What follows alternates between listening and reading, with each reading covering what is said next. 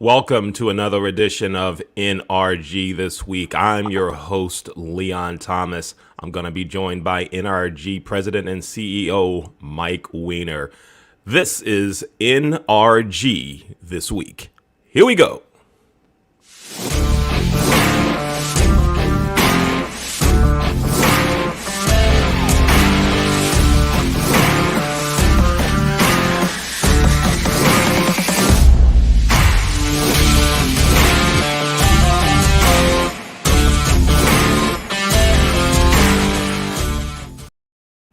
Welcome again to NRG this week. I'm Leon Thomas. Let's bring in NRG President and CEO Mike Weiner. Mike, how you doing? I am doing awesome, Leon. How are you? I am great. Everything is groovy. Mike, just a few days ago, you had an NRG speaker series. Tell us about it. We had a speaker series on Friday with Gab Waterman. It was absolutely amazing. She talked about follow up, and you know that you can do all the work in the world, but if you don't follow up with your prospects, it's all for naught. And she talked about that you have to sometimes follow up two, three, multiple times. So it was a great session, and everybody that was there got a lot out of it. All right, great. That's good to hear. Now, Mike, tell us about follow up. Teach us something about follow up that would be good for business owners, business managers to know. I'm going to teach you something brand new. Follow up in 2022 is not like it was follow up in 2012 or 1992. People reach out to you in a lot of different ways. And what I have found, Leon, is if someone reaches out on LinkedIn and they stay there, sometimes you need to communicate with them through LinkedIn. It could be Facebook. Some people like to email. Some people like to text. Some people like to use the phone. So you really need to know the art of what your client, how they communicate, which method do they communicate in? Because I have found sometimes when I switch to a different method, it doesn't work. But then when I go back, if they were an emailer, I go back to email, it really resonates with them. So know your audience and know how to communicate with them. And sometimes you need to do multiple follow-ups through a couple different ways. You know, Mike, it's interesting that you talk about the multiple ways of following up and just the subject itself, follow up. As you know, my background is in the hotel business. And every year that I was in hotels, and even now as I read some industry reports, it talks about sales in hotels. And I'm talking group sales in hotels or corporate business, large scale corporate business, that it's important to follow up. So if a potential client emails you to say, I may need a group of rooms, that you should follow up. And that many directors of sales, and I'm sure it's happening in other businesses as well, folks just don't follow up. And so you're suggesting that if someone emails you, follow up via email. If they text, that's how you do it. I get irritated when folks try to force me into a communication method by saying what I usually do is, and this is when I'm the person being sold to. All right. So you're selling me whatever. I like to communicate with my clients this way. What do you think about that? I think you're right. I mean, I prefer texting. It's easy. The challenge I have with emails is there's so much spam that goes in there. I've got 99,000 plus in my emails. So, if someone communicates with me, I tell them the last place I'm going to look is email. So if they send it there, I may not get to it right away.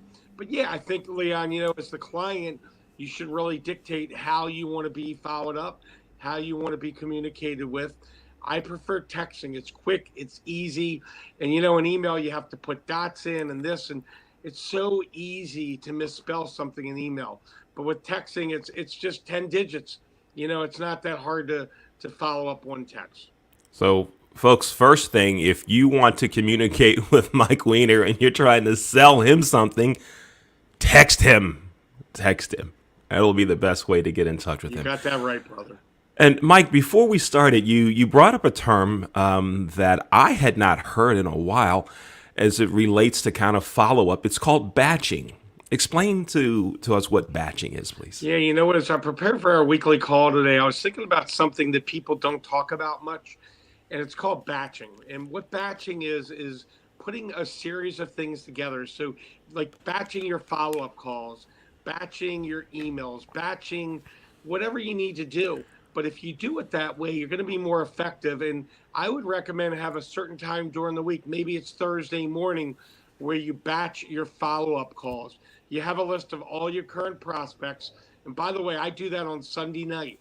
I've done that for 30 years. And when I used to sell thermal fax machines, Leon, Sunday night I would write down everyone that was in my prospect list on a sheet of paper, and then I knew how to follow up with them Monday. But I really think it's important to batch, because if you're doing stuff by text or email and you do all of them back to back to back, batching can be extremely effective. Think about this: you're making a phone call, and then you're doing an email, and then you're doing a text, and then you're it's just it's chaotic. It's not synchronized, and you want to be organized. You want to be thoughtful in your week, and I find that batching is really extremely helpful for that.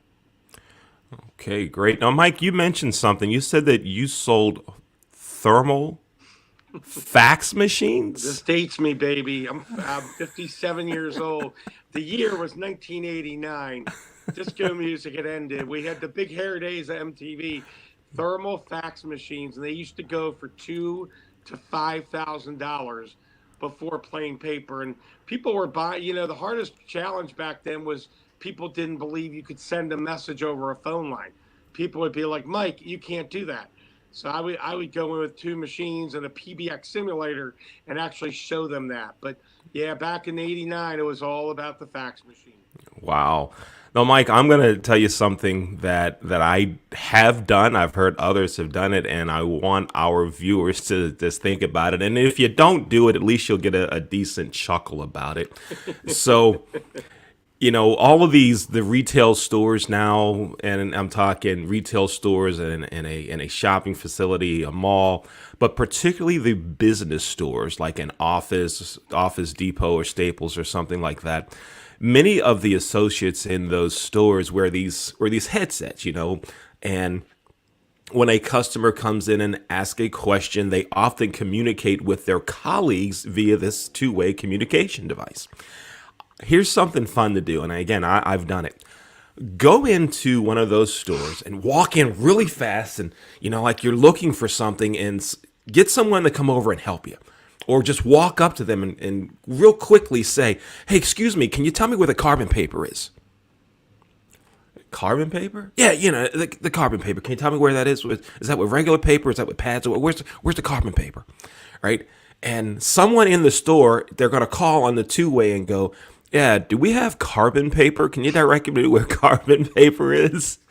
And you'll see this interaction. You go, "Yeah, it's like black paper. You kind of put it on and make copies. Oh, the copy paper is over here. The copiers are over." It's a great time. You got to check it out. You got to do it, Mike. Leon, the carbon paper is behind the microfiche, which is behind the 8-track player. There you go. Uh, Mike, always a pleasure spending time with you here Same on here, buddy. NRG this week. Thank you. I'm Leon Thomas. He's Mike Weiner. You just watched NRG this week. Thanks for watching. Take care.